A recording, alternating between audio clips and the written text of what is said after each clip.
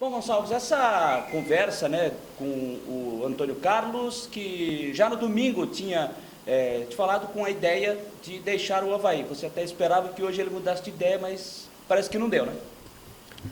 Infelizmente o atleta tomou essa decisão e não foi possível reverter. Eu conversei com ele logo após o jogo no vestiário, mas achei que fosse uma decisão precipitada, por estar de cabeça quente, né? Já estava preocupado com ele antes desse jogo, porque por ter jogado muitos anos e nessa posição, eu sei o que sente um jogador quando tem já um reconhecimento nacional, um jogador que é experiente e enfrenta uma fase como essa, né? Um jogador, realmente, ele tende a se sentir culpado por todos os resultados negativos da equipe. E eu já estava preocupado com ele em relação a isso, né, pelos jogos anteriores, a derrota para o Curitiba por 3-0, depois o Metropolitano 4-1, depois o Camboriú, enfim. E mais essa derrota, da forma como foi, né, por 4 gols, eu estava realmente muito preocupado ao final do jogo, até pressentindo que isso pudesse acontecer. E, infelizmente, o jogador acho que está sendo homem, está sendo profissional, tá? Por reconhecer uma situação dele. Eu não acho que ele tenha falhado nesses jogos todos, né? Lógico que a culpa da derrota ela tem que ser assumida por todos, jogadores, comissão técnica, diretoria. É lógico que a diretoria não joga, que a comissão técnica não joga. Certo, mas assim, o trabalho é de todos, a responsabilidade é de todos. O Avaí é um clube de massa, é um clube grande no estado, no futebol brasileiro. A gente entende a insatisfação do torcedor, dou razão a essa insatisfação, porque realmente ninguém gosta de perder, e muito menos os jogadores, e nós que estamos diretamente trabalhando no dia a dia para reverter essa situação. Você pode ter certeza que a derrota, nesse momento, dói muito mais em todos nós que estamos aqui no dia a dia trabalhando para reverter isso, do que ao próprio torcedor. Tá? O torcedor é emoção, é paixão à flor da pele, e extravasa isso.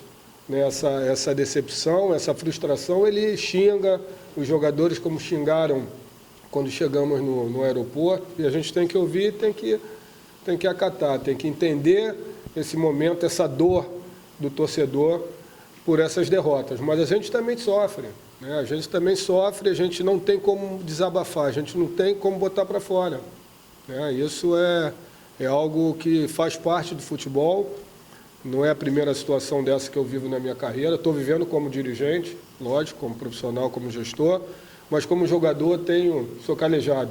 Então, o que eu estou tentando passar para a garotada, para os jogadores, é que eles mesmos têm que reagir. Só eles podem mudar, reverter essa situação. E o Antônio Carlos, eu acho que ele tem ainda muito futebol pela frente, é um jogador com muita qualidade. Eu torço para que ele possa encontrar uma outra equipe o mais rápido possível e possa seguir trabalhando, seguir buscando o sustento da família dele, até porque ele tem capacidade, assim como eu não duvido que ele nos ajudaria muito na Série B. O projeto da vinda dele era justamente esse, para que ele pudesse qualificar o elenco para a Série B e dar suporte a essa garotada que oscila como está oscilando, como a gente já sabia disso. Por isso que eu venho pedindo desde a minha chegada que o torcedor tenha paciência, que o torcedor entenda o momento do Avaí. Não é fácil você concorrer contra as outras equipes no próprio estado que tem recursos, né, que tem um orçamento maior, que pode contratar os melhores jogadores, e a gente não pode contratar os melhores jogadores. A gente deu assim, uma sorte de conseguir convencer um jogador como Antônio Carlos a vir fazer parte do projeto do Avaí. Infelizmente, no momento que ele entrou no time, as coisas começaram a dar errado. E o trabalho tem sido feito da mesma forma. Então, assim, não é possível que há 20 dias atrás a imprensa, os torcedores estavam achando que o projeto estava dando certo, que os jogadores estavam dando a resposta, que os jovens estavam dando a resposta, que alguns jogadores tinham qualidade, e agora, 15 dias depois, 20 dias, os jogadores já não têm mais qualidade. Ou seja, o Raul já não é mais bom treinador. Então, a gente tem que ter coerência, né, na análise, e quem trabalha no futebol tem que estar preparado para isso. Eu falo não só dos jogadores, comissão técnica, mas profissionais também da imprensa, tá certo? E os torcedores, a gente não pode cobrar esse entendimento, porque torcedor é paixão.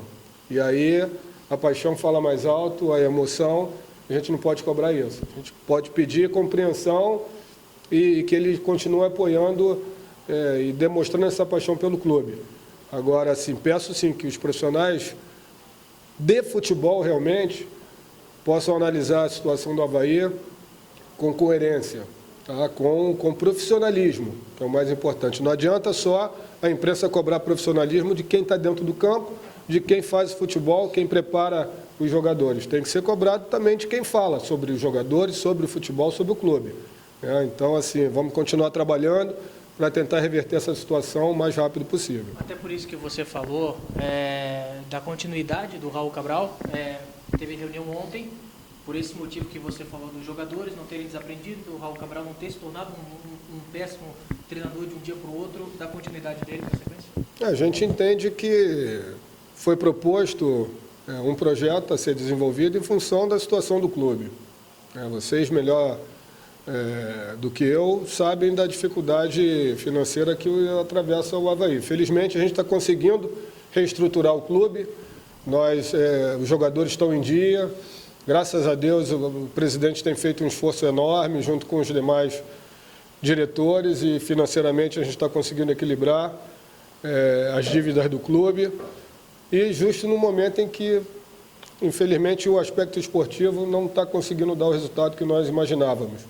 Então, assim, não é a hora de desespero, é a hora de a gente analisar o atual momento do clube, foi o que foi feito ontem na reunião de diretoria, analisando os aspectos do clube, né, da equipe, e vamos continuar trabalhando nesse sentido. Ou seja, a gente continua mapeando atletas através do nosso NIF, que é algo novo que a gente está implantando dentro do clube, um departamento de análise de desempenho, de monitoramento de atletas, de estatísticas, para dar suporte ao nosso trabalho, né? Porque isso às vezes você olha, tem uma visão macro, mas você começa a detalhar isso e você consegue encontrar, identificar onde você precisa melhorar pontualmente. Então, a gente está fazendo um trabalho.